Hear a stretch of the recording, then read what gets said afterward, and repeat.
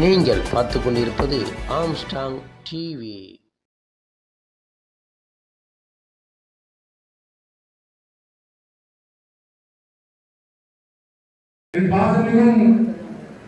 அண்ணன் போற போக என்ன அண்ணன் சொல்லிட்டு போயிட்டாரு. அவர்தான் அண்ணன் ஜாஃபர் அவர்கள். தமிழக வெற்றி கழகத்திலே இன்னைக்கு நடக்கக்கூடிய இந்த நிகழ்வை மிக சிறப்பாக நடத்தி கொண்டிருக்கிறார்கள்.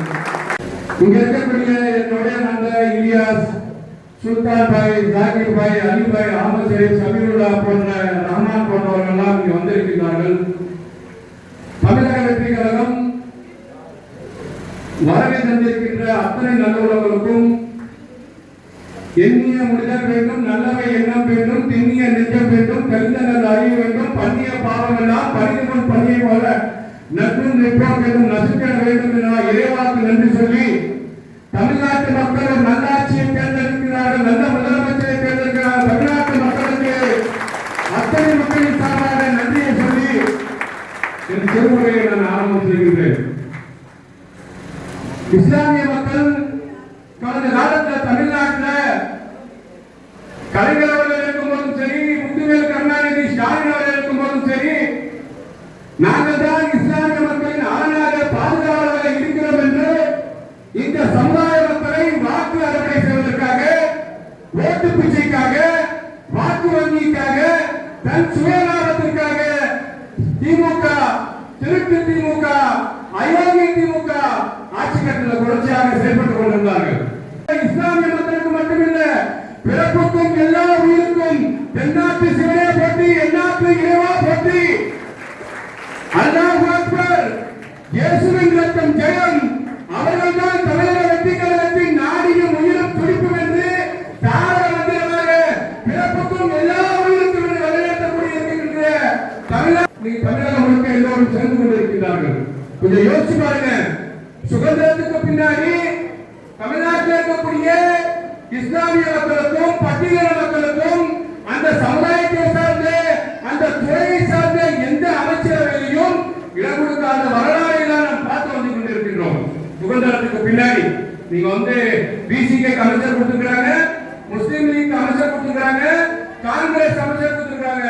ஒரு சமூகம் வளருது என்று சொன்னால், ஒரு சமூகம் வளர வேண்டும் என்று சொன்னால், அவர்கள் கல்வியையும் வேலை வாய்ப்பையும் உயர வேண்டும் என்று சொன்னால், அந்த சமுதாயத்துக்கு ஒரு அங்கீகாரத்தை தர வேண்டும் என்பதுதான் நாட்டில் இருக்கக்கூடிய அரசியல் ஆளுங்கட்சியோட முனைப்பாக இருக்க வேண்டும். ஆனா கடந்த காலத்துல வெறும் டாடா காமிச்சாங்க. ஆனா இன்னைக்கு வரலாறு காணாமல் நான் தான் உண்மையான இஸ்லாமிய பாதுகாவலர் என்று இஸ்லாமிய மக்களுக்கு அமைச்சரவையில் இடம் கொடுத்து அறம் பார்த்த ஒரே தலைவர் தமிழ்நாட்டோட முதலமைச்சர் மாண்புமிகு கலைஞர் என்பதை நீங்கள் யாரும் மறுக்க முடியாது. சகோதரர்கள், ஜமாத்து உலமா போன்றவர்களெல்லாம் நட்டுப்பாடு அறிக்கைவிட்டார்கள். இவர்கள் B team, C team, A team சொல்லி. ஆனால் இன்னைக்கு பட்ஜெட் வந்தவங்க இஸ்லாமிய 5 வருட கடமை, 5 வருட கடமையில் ஒரு கடமை ஹஜ்ஜுக்கு செல்வதற்கு லப்பைக் லப்பைக் அல்லாஹும்ம லப்பைக், இறைவா இறைவா நான் உன்னை பக்கம் வருகிறேன் என்று சொல்லக்கூடிய 5 வருட கடமையில் ஒரு கடமையை இஸ்லாமியர்கள் வாழ்நாளிலே நிறைவேற்ற வேண்டும் என்று திருக்குர்ஆன் சொல்கின்றது, அல்லாஹ் சொல்கின்றார். அந்த கடமையை நிறைவேற்றுவதற்கு நீனும் இந்த நாட்டு மன்னன், நீனும் எனக்காக குரல் கொடுத்தவன், இந்த நாட்டில் வாழக்கூடியவன் என்று ஹஜ் மானியத்தை 35,000 உயர்த்தி தந்த ஒரே அரசாங்கம் மாண்புமிகு தமிழ்நாடு முதலமைச்சர் தளபதியின் அரசாங்கம் என்பதை நீங்கள் எல்லாம் புரிந்து கொள்ள வேண்டும். யாருக்கு பயப்படுறோம்? ஒன்றிய அரசுக்கு பயப்பட அரசாங்கம். இந்த அரசாங்கம் தமிழக வெற்றி கழகம் என்று ஒரு இயக்கம் ஆரம்பிக்கப்பட்டது. ஆரம்பிக்கப்படும் போது ஒரு இயக்கத்தை டெல்லியில ரிஜிஸ்ட்ரேஷன் பண்ணணும். இதை புரிஞ்சுக்கோங்க. டெல்லியில ரிஜிஸ்ட்ரேஷன் பண்ணி தேர்தல் ரிஜிஸ்ட்ரேஷன் பண்ணாதான் தமிழக வெற்றி கழகம் நீங்க பாத்தீங்கன்னா தேர்தல் போட்டியிட முடியும்.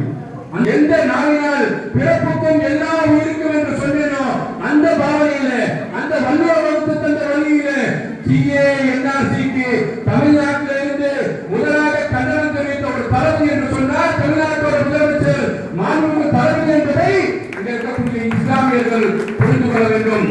அமைச்சரவை இடமளித்து பாஜகவுக்கு எதிரானவர்கள் காங்கிரஸ், நாளைக்கு காங்கிரஸ் என்ற கூட்டணி இருக்குன்னு சொன்னது வெளிப்படைத்தன்மையாக தந்தவர் மரியாதைக்குரிய தமிழ்நாட்டோட முதலமைச்சர் மாண்புமிகு தளபதியார் என்று சொல்லி யாருக்கும் நாங்கள் அஞ்ச மாட்டோம், பயப்பட தேவையில்லை. அன்னை நானே